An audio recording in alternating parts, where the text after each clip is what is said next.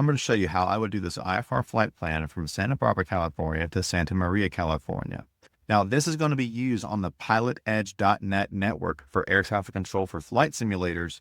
However, with that being said, I'm still going to use real world flight planning tactics to make this happen. The reason I say that is because on the PilotEdge I-10 exam, which is one of the training flights that you would do on there, it does require you to select a certain approach, a certain SID, a certain missed approach, hold, that kind of thing. But on this one, I am going to plan it based off of what I would do in the real world to come up with the route. And then you'll end up realizing that the route that I end up selecting happens to be the one that PilotEdge would want me to do anyway. So I'm going to go ahead and show you exactly how I'm going to plan this flight from Santa Barbara to Santa Maria right now. Now, in this case, the weather today is actually fairly decent. The ceilings are not too high. In fact, if I look at my AirMet, SigMet Center weather advisories, you will see a mountain obscuration AirMet. So there is some clouds. There are some clouds down in there. If I look at my ceilings, you'll see there's 2,900, 3,400. Santa Barbara is showing in the twos somewhere. It's having a hard time loading. I've got to tap on it. Again, there we go. Tap on the airport. Santa Barbara showing 2,500. So it is IMC down there, but it's nothing too bad. In the Santa Maria, let's tap on that and see what it's doing. I'm showing few at 3,100. So there's not even showing any real ceilings down there in the first place. But there are still some clouds to consider. When we do this flight on the flight sim here in a few minutes, we're going to have the weather set to IMC for minimums for all of the approaches that we're going to be flying. But for planning purposes, we'll look at what the real world weather is. So getting started with this, what am I looking for? Well, as you know, rule number one is how do I navigate and how do I not hit anything in each of the three phases? The three phases being takeoff, en route, and landing. So let's figure out first, how do I get out of Santa Barbara Airport without hitting anything and knowing that I'm going to be able to navigate? Now let's assume full IMC here. I understand that if I have visual conditions, I should be able to get out of here easily, visually, but let's never just assume. Let's always plan. So what can I do to get out of Santa Barbara? So I'm going to tap on that. Let's go to procedures, departure. I've got diverse vector areas, a couple different SIDs, takeoff minimums. Let's look at the takeoff minimums here. So on the takeoff minimums, I have some things highlighted from a previous flight that I did. So on the diverse vector area, you can see right up in this section that if you take off runway 7, you can fly whatever heading they give you, as long as you maintain this climb gradient of 270 nautical mile to 1100. Off of the 15s is just the heading. Off of 25 is a heading assigned by ATC, which requires a minimum climb of 500 feet per nautical mile to 4,600, which is quite a lot. That is nothing to joke about, especially in the Cessna 172 that we're going to be taking for this trip. If I go back over here to my airports and go to here at the top, Santa Barbara, the wind is showing 260 at 5. So I'm probably going to be getting, if I had to guess, honestly, I'm probably going to be getting runway 25 since I am parked up here on the north side of the ramp near Signature Aviation. So I could get 15s, but for purposes of conversation, I'm going to request 25. So if I hit runway 25, that's going to definitely be interesting. If I go back to departure and take off minimums, here we are. So I can't do that. I can't do that 500 feet per nautical mile to 4,600 feet in the Cessna 172. And I'll prove that to you here in a little bit. The next thing would be this. On my departure procedure, it says runway 25, climbing left turn to 155. Then it says on the 185 radial of San Marcos to Golet, and then climb at the holding pattern there until I'm reaching the Golet at the MEA or MCA for the route of flight before proceeding on course. So that means that maybe I end up going to Golet for my departure procedure. That's possible. It's also kind of the wrong direction for this flight that we're going to be taking, but hey, whatever. In this case, it is possible. So I've got that. I don't like the idea of getting a heading off of the departure runway. I'm going to need some kind of SID, because if I take runway 25, I can't do that 500 feet per mile. And technically, I could just go ahead, get a heading assigned by ATC off of runway 15 left or 15 right, which is 100% legal and okay to do. But what if I don't get it? I want to plan for all these options. So 500 feet per mile to 4,600. I get that. Let's look over here. What does a GOLET look like if I was to do that? I go to edit, skip to GOLET, enter that, and let's drag that over to the middle. Looks like that. So I would basically need to fly to that fix and then go out. As far as airways are concerned, after that, that is a fix along the Victor 27 airway, which does go up by Gaviota, which does go up into the Santa Maria area, which I might be able to use. But before I do that, I really should look at SIDS and see what kind of standard instrument departures do I have here. I'm going to get rid of GOLET, wrong button, get rid of GOLET. Let's put a procedure and departure.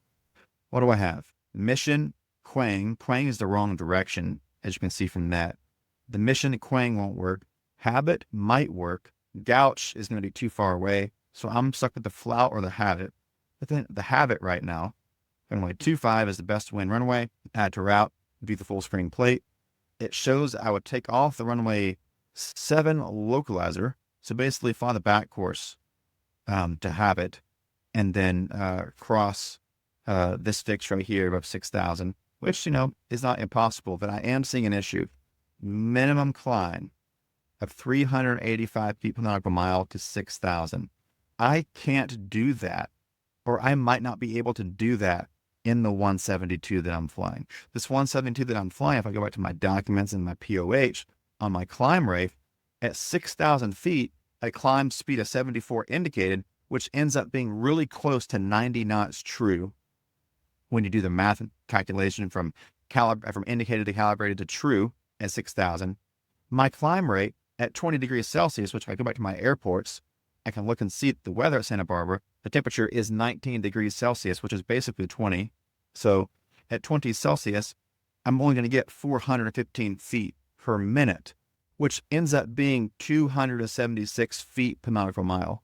I can't do better than that unless I'm lower than 2450 on my pounds and my aircraft's weight, or the temperature's cooler.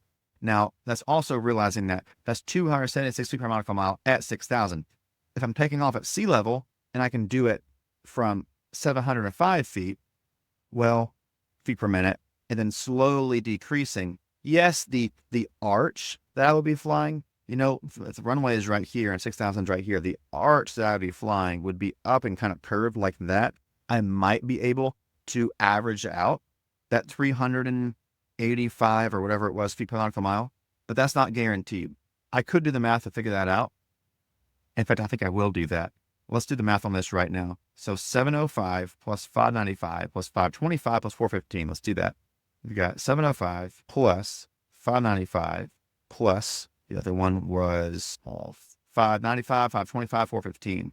595, 525, 415 equals 2240. Let's divide that by 4 to get 560.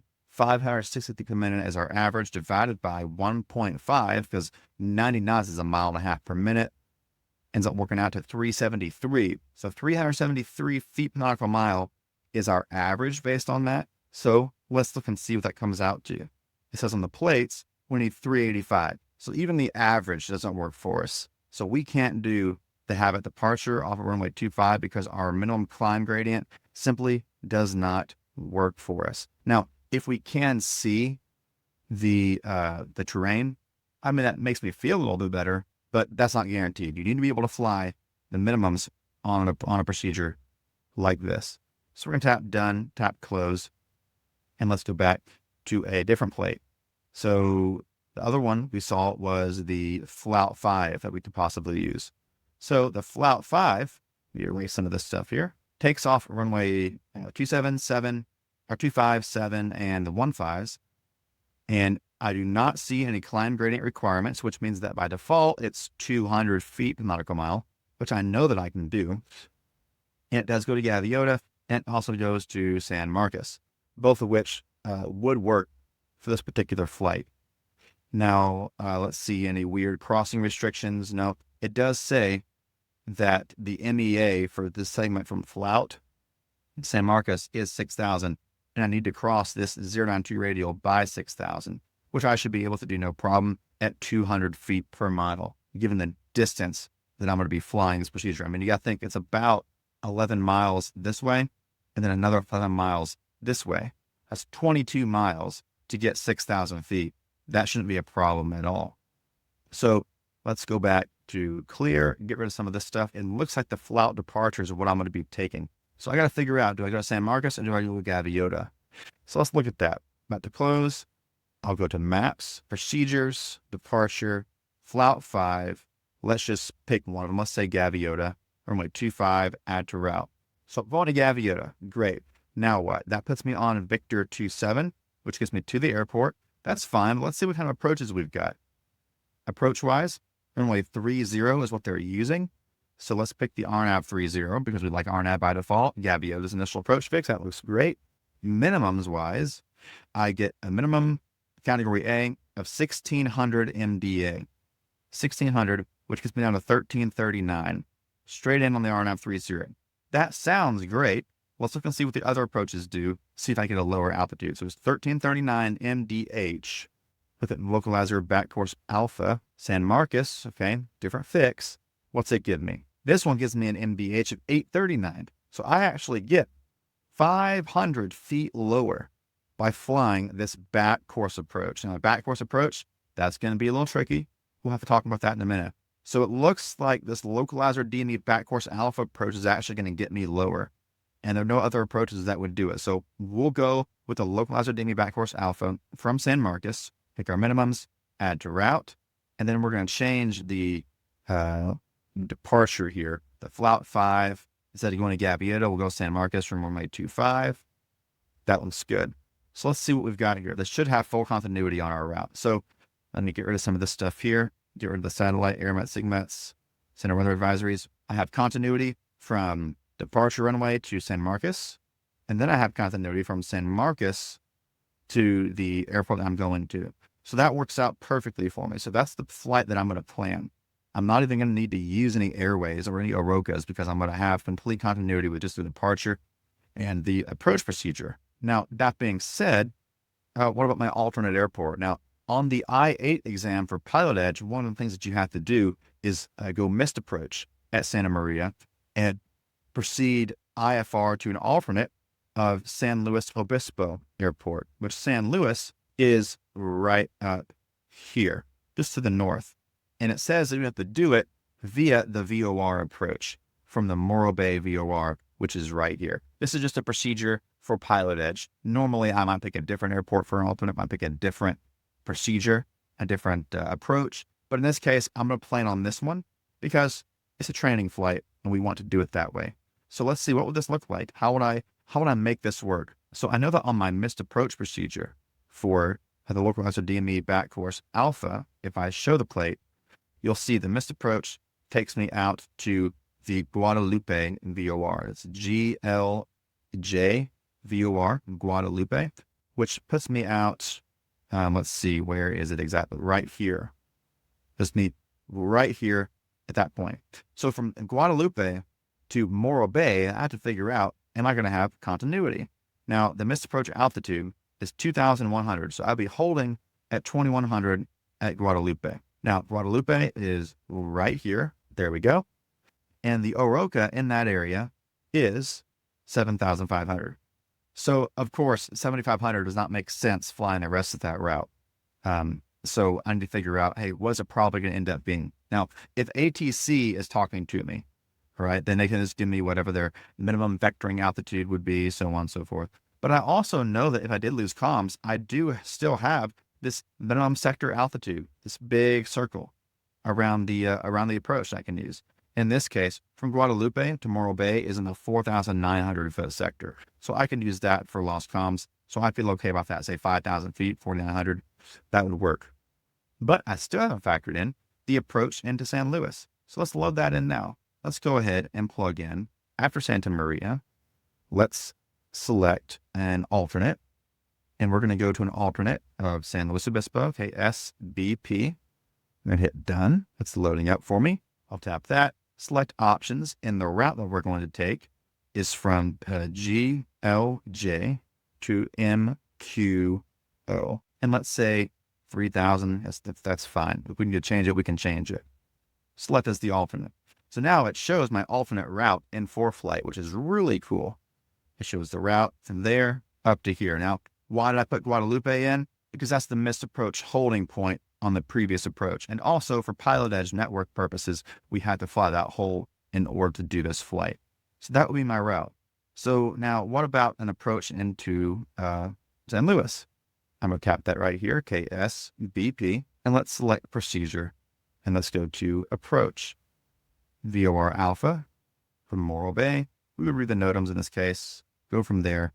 It looks like at Morro Bay, the minimum sector altitude in this area is 3,700. So we know, we have a pretty good idea now of what the lost comms altitude would be. Now, as far as crossing Morro Bay, we have to cross Morro Bay at or above 3,500. So I'm not sure what the minimum vectoring altitude in that area is, but it would seem to me that I should probably expect on flying maybe 4,000 feet from Guadalupe to Morro Bay. I'm going to mentally prepare for that. So that's what I'm going to be expecting right there. So that seems to be a pretty good idea of what's going to happen. I'm going to fly from San Marcos to Santa Maria via the approach, from Santa Maria to Guadalupe, then from Guadalupe to Morro Bay for the full procedure and come in and land. So that's what I'm expecting there route-wise. I have full continuity. Let's just make sure I don't have any weird altitude problems going on. Hazard advisor, terrain-wise, there is some terrain along the flight we need to be aware of. If I'm flying at 3,000, which is lower than I probably would be, what am I looking at? Obviously, can't be at 3,000 down there. Up here, not as big of a deal. There's some terrain to the east of the airport, not so much out here over the coast. I'll probably expect maybe 4,000-ish between these two airports, probably, but I'm going to be 6,000 for the first half of the flight because of this terrain and the minimum altitudes on this segment. So I'm okay with all that. Let's go ahead and plan this out leg by leg. So I like what I saw here. Let's get rid of this and then get rid of this. Add the approach in the Santa Maria. Low positive back course alpha, San Marcos approach, add to route. I like that. And we'll go ahead and plug in the alternates here like we did before. Chivo Sierra Bravo Papa. There we go. Select options. GLJNQO. I like that. We'll select 4,000. Power setting wise is fine. We'll leave that at full power. Add SBP as alternate. I like that. That seems pretty good. So let's take a quick sneak peek look at this approach. This approach has got some weird things going on to it. So we'll start highlighting it here. So I'll change my color to pink. I like using the pink color for briefing approaches. So this is the localizer DME back course alpha into Santa Maria. Of course, we got the frequencies right here. Approach course is 300. It's a circling approach. It does not show the runway. One of the things that we have to do on this approach is go missed, so we will plan for that. The notes all look fine to me. We have to use a San Luis altimeter if we don't have altimeter at Santa Maria. That looks fine. We're starting this from San Marcos, which is the IAF. But I do see something very interesting here. It's a very short leg, 14.9 miles, but the leg between San Marcos and right here, Madu, is 6,000. A lot of people would actually see this 4,600 listed right here, all right, and say, oh, it's only 4,600 from San Marcos all the way to coast. And that's not true. It's actually 6,000 for the first leg, and then it's 4,600 for the second leg. So we're going to highlight this as being 6,000 for right there. That's really important. And then it's 4,600 after Madu. So we'll have to remember that. And then once you get to Cokes, of course, that's your intercept point, in which case you can descend down to 3,000 and go from there. Now, it's really important that on a back course approach, you remember that your CDI is going to work in the opposite direction, especially on this flight. We're going to be using a standard VOR indicator. So because of that, our approach course will say 300, but when the needle moves to the left, we have to move to the right.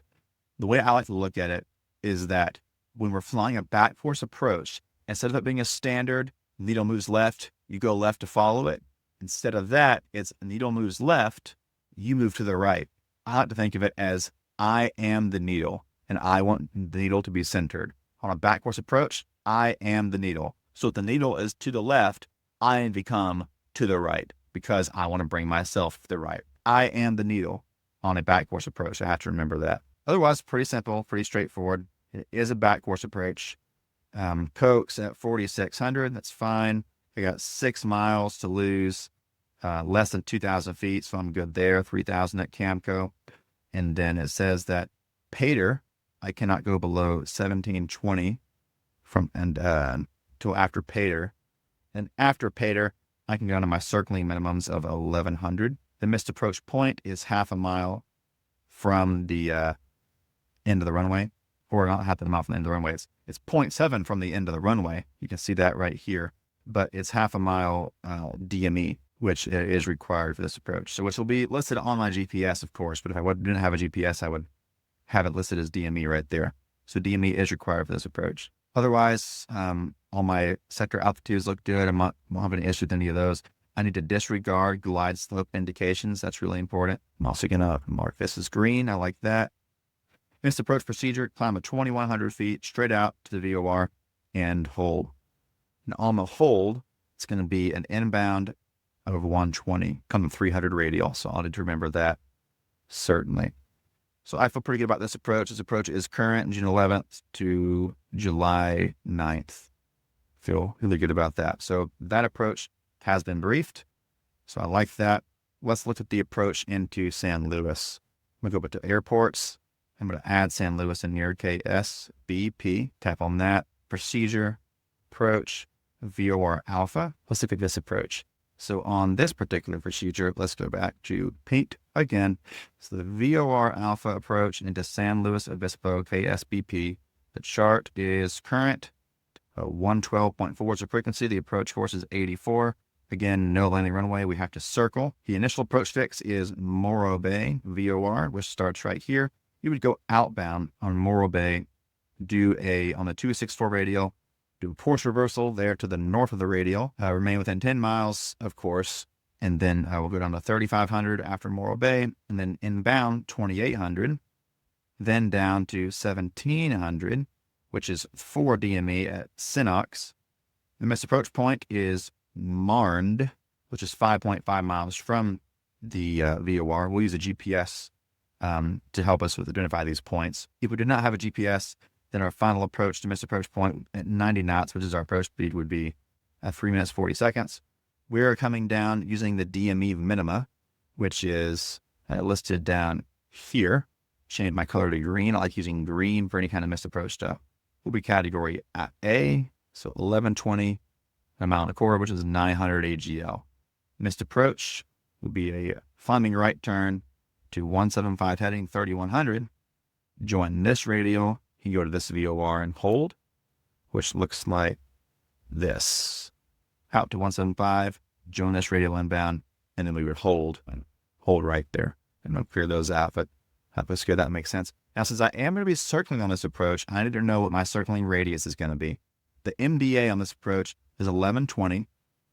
I'll go to Documents, Digital Terps Procedure, and let's scroll on our digital terps until we see the circling radius document. Keep on going until we see circling radius. That's going to be right in here. I'm going to erase a bunch of the stuff that I see on the screen. A lot of weird stuff going on from a previous flight plan that I did. We'll do eraser, move it all the way, and there we go. So in this case, our MDA was 1100, which is between 1,000 and 3,000. So change my marker to a highlighter. There we go, right here. And let's go to pink and slightly thicker. Perfect. We are category A. In this category, 1.3.